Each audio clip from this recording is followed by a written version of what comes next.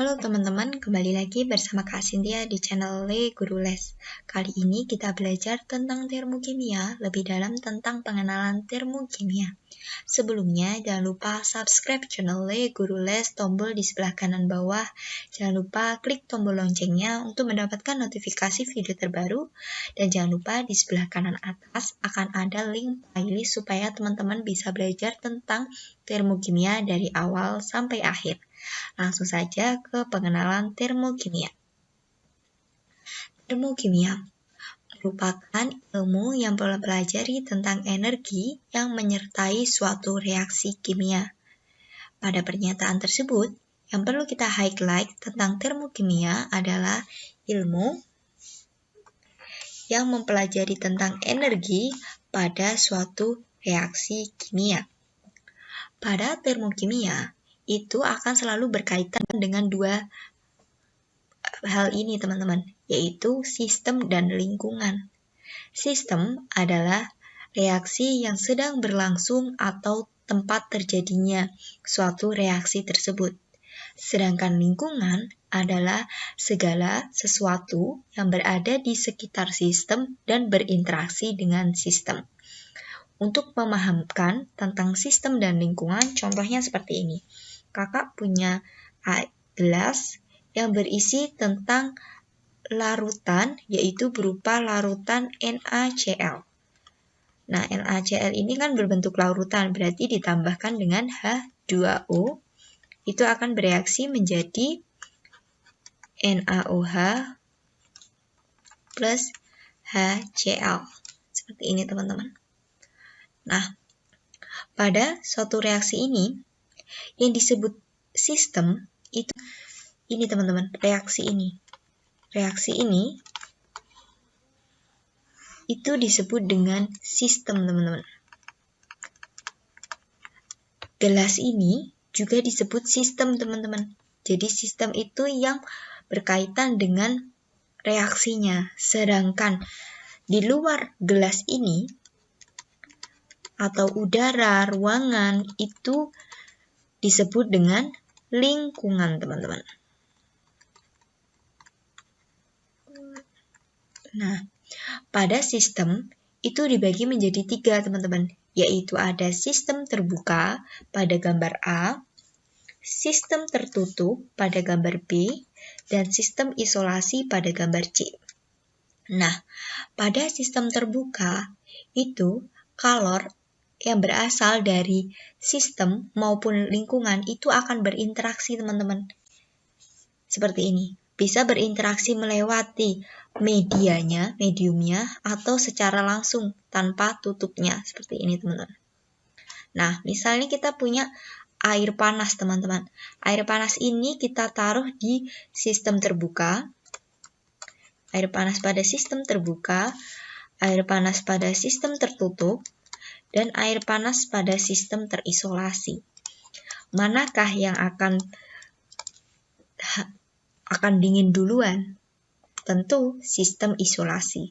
Kenapa? Karena pada sistem terbuka, air panas atau energi atau kalor itu akan berpindah, bisa melewati udaranya ini, lewat dari udara tutupnya atau dari medium botolnya.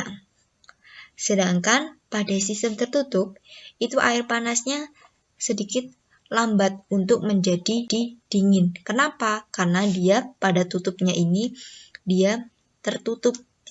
Tidak ada media untuk perpindahan kalor. Tetapi pada bagian medium botolnya, ini masih terjadi interaksi. Sehingga pada sistem tertutup, kalor itu masih tetap berinteraksi. Berbeda dengan sistem isolasi, air panas itu akan lama sekali, bahkan susah untuk mengalami pendinginan pada air panas. Kenapa?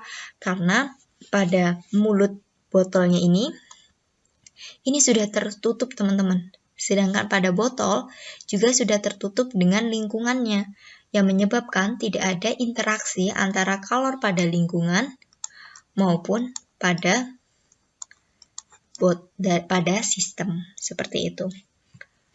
Nah, jenis reaksi kimia berdasarkan perubahan entalpi. Di sini kita akan belajar tentang beberapa jenis reaksi kimia versi termokimia, yaitu ada endoterm dan eksoterm, teman-teman.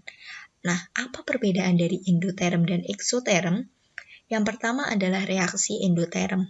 Reaksi endoterm itu adalah reaksi yang disertai dengan perpindahan kalor dari lingkungan ke sistem. Jadi yang perlu kita highlight di sini teman-teman, yaitu lingkungan ke sistem.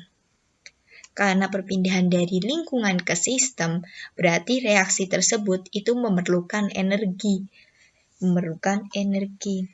yaitu menyerap energi. Nah, contohnya pada gambar di samping, yaitu ada sistem, dia kalornya berpindah dari lingkungan ke sistem, jadi terjadi penyerapan seperti itu. Nah, penyerapan dari energi ini juga memunculkan beberapa ciri-ciri fisiknya, teman-teman, yaitu ditandai dengan penurunan suhu. Penurunan suhu berarti terjadi pendinginan karena suhu turun. Jadi ketika suatu reaksi kita pegang atau kita merasakan pendinginan, berarti terjadi reaksi endoterm. Seperti itu. Nah, kedua adalah sistem menyerap kalor dari lingkungan, seperti pernyataan pada pengertian endoterm. Yang C, yaitu perubahan entalpi atau delta H, itu bernilai positif. Nah, kenapa bernilai positif? Karena harga reaktan itu lebih kecil dibandingkan produknya, teman-teman. Dan kita bisa lihat di sini anak panahnya menuju ke produk. Sehingga nilai dari delta H itu bernilai positif. Dari reaksi endoterm itu adalah pembekuan es yang disimpan di kulkas. Kita tahu ketika kita memegang air yang kita masukkan kepada kulkas itu akan merasa dingin. Itu berarti tandanya adalah reaksi endoterm. Yang kedua adalah reaksi eksoterm. Reaksi eksoterm ini memiliki perbedaan atau memiliki lawan yang sama dengan reaksi endoterm, di mana dia itu perpindahan kalor dari sistem ke lingkungan yang menyebabkan reaksi itu melepaskan energi seperti itu. Nah, ciri-cirinya apa? Ciri-cirinya adalah yang pertama adalah kenaikan suhu. Nah, ketika sistem ini melepaskan kalor, itu akan terjadi pelepasan kalor, itu akan terjadi kenaikan suhu yang menyebabkan ketika kita rasakan, yang kita pegang, itu akan merasa panas. Seperti itu, teman-teman. Nah, kemudian yang B, sistem melepaskan kalor ke lingkungan. Nah, itu berarti sama seperti pengertian dari reaksi eksoterm. Yang C, perubahan entalpi delta H-nya itu bernilai negatif. Kenapa harga bernilai negatif? Karena harga dari energi reaktan itu lebih besar daripada produk, teman-teman. Dan anak panahnya menuju ke produk. Sehingga harga delta H-nya bernilai negatif. Contoh reaksi eksoterm adalah ketika kita merasakan hangat atau panas ketika berada di dekat kayu bakar yang dibakar, seperti itu. Panas berarti ada reaksi eksoterm, dan ketika kita merasakan dingin berarti itu adalah reaksi endoterm. Selanjutnya kita belajar tentang persamaan termokimia. Persamaan termokimia itu sama seperti persamaan reaksi, teman-teman, pada umumnya. Tetapi yang membedakan adalah adanya perubahan atau harga perubahan entalpi delta H. Selain itu, jumlah dari mol reaktan dan jumlah mol produk itu menyatakan jumlah kalori yang dibebaskan maupun yang diserap pada reaksi itu dalam satuan kilojoule. Berarti harga dari delta H-nya itu bersatuan kilojoule. Nah, contohnya seperti ini. H2 gas ditambah setengah O2 gas itu akan menjadi H2O liquid. Nah, delta H-nya itu adalah negatif 285,5 kilojoule. Nah, jadi di sini kita bisa tahu artinya pada pembentukan 1 mol H2O, ini reaksi pembentukan teman-teman karena berasal dari unsur menjadi suatu senyawa. Ini termasuk reaksi pembentukan.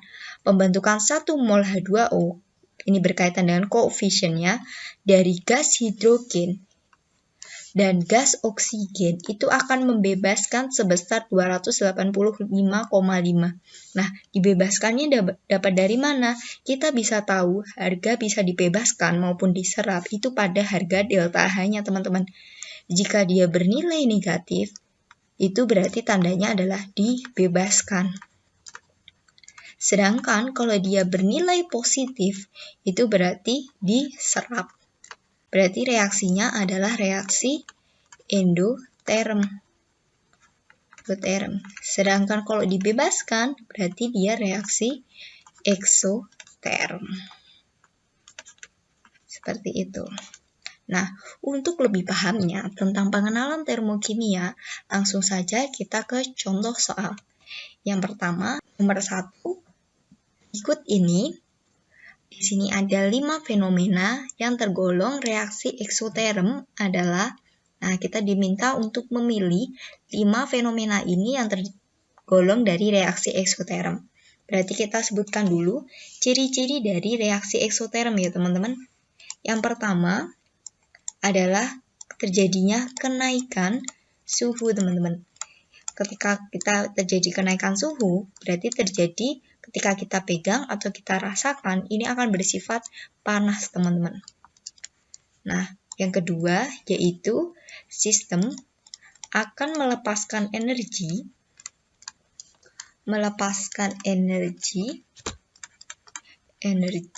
ke lingkungan. Yang ketiga adalah harga dari delta itu bernilai negatif. Nah, sekarang kita tinggal breakdown atau kita telisik dulu dari fenomena 1 sampai 5. Alkohol, yang pertama, alkohol 95% jika dioleskan pada kulit akan terasa dingin.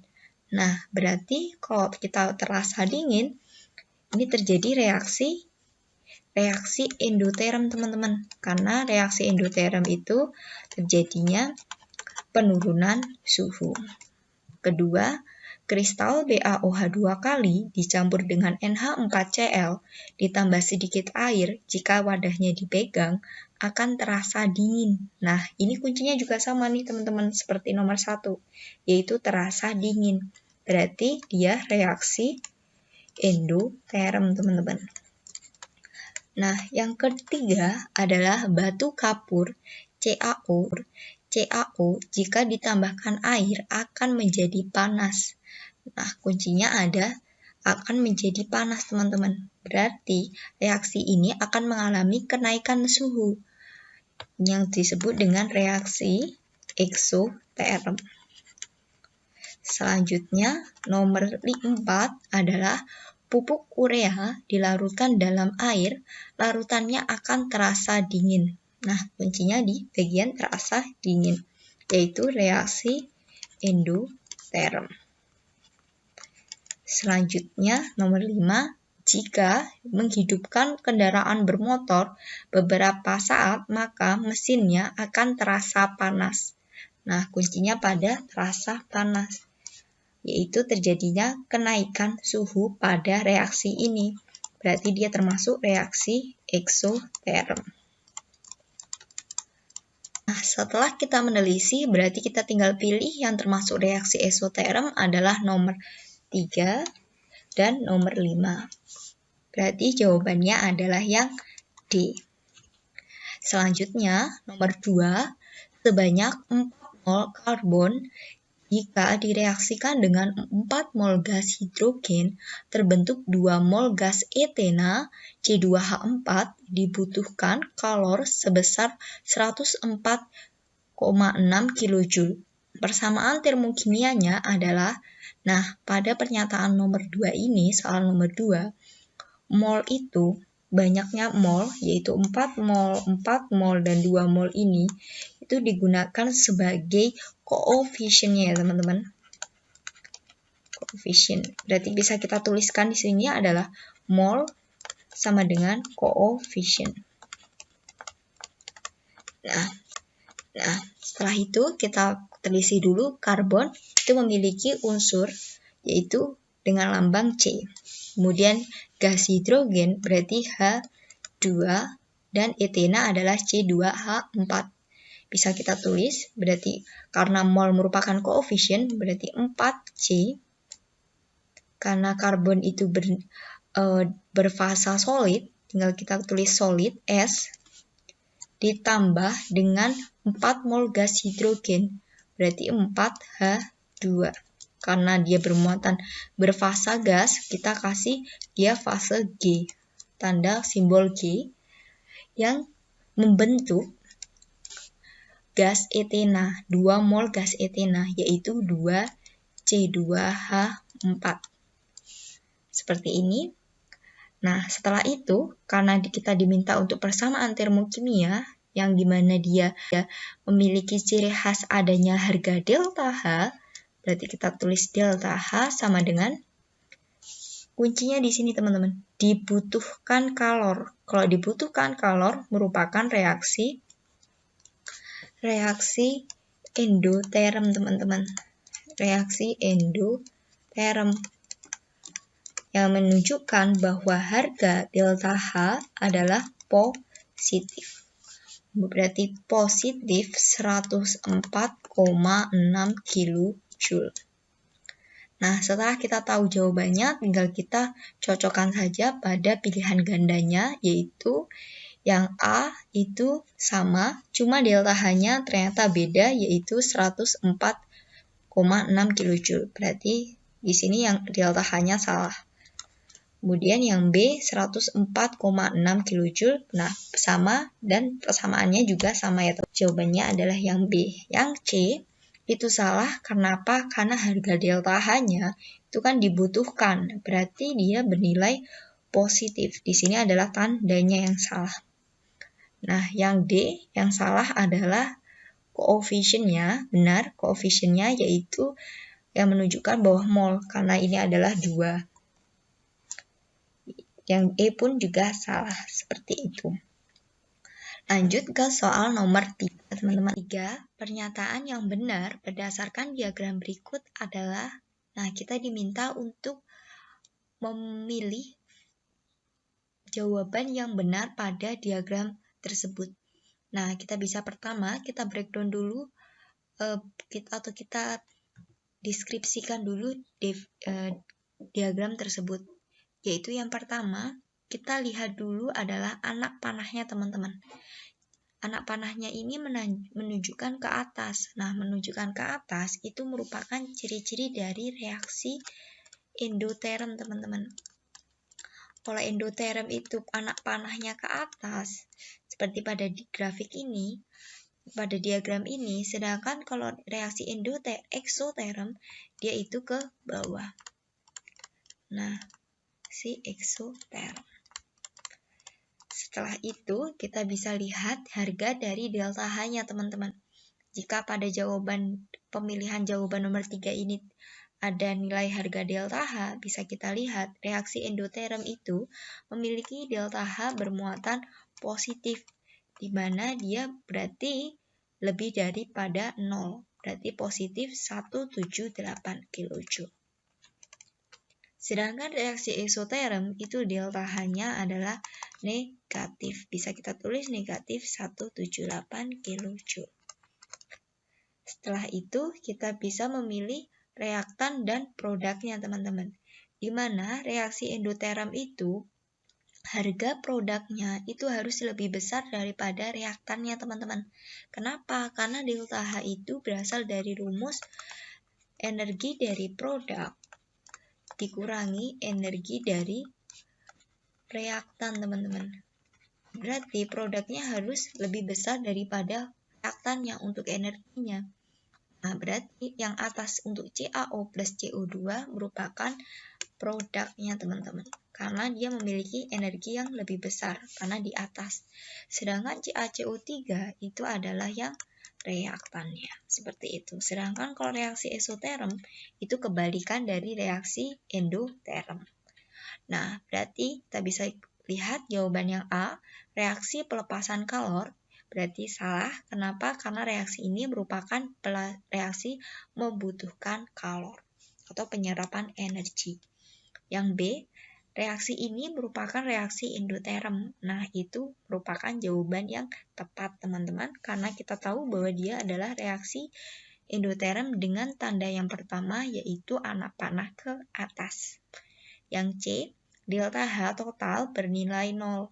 Nah, untuk reaksi endoterm itu tidak mungkin memiliki harga delta H bernilai 0. Pasti dia lebih besar daripada 0, yaitu bernilai lebih daripada 0. Jadi jawabannya harusnya lebih dari 0. Yang D, delta H itu lebih besar daripada 0. Nah, ini jawaban yang tepat, tetapi pada pernyataan kedua ini salah teman-teman, di mana dia reaksinya adalah eksoterm, yang kita tahu bahwa reaksi ini adalah reaksi endoterm.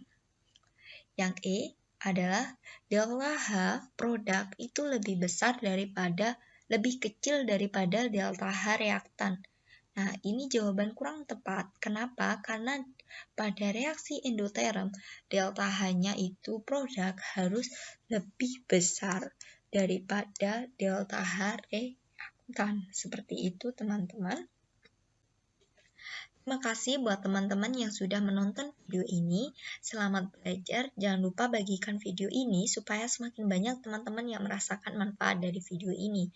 Jangan lupa subscribe. Jangan lupa like video ini, subscribe channel Le Guru Les, dan follow Instagram Le Guru Les.